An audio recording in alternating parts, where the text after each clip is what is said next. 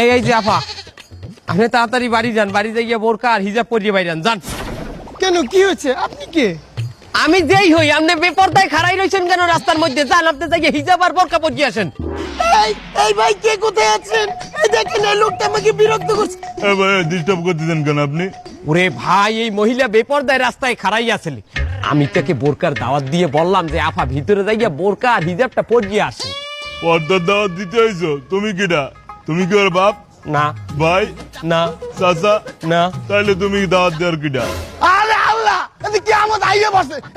কয় কি হালাল বলা, কয় কি?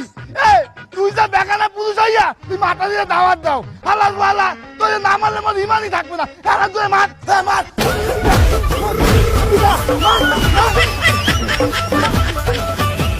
আমরা রমজানের ওই রোজার আগে আমরা এসেছি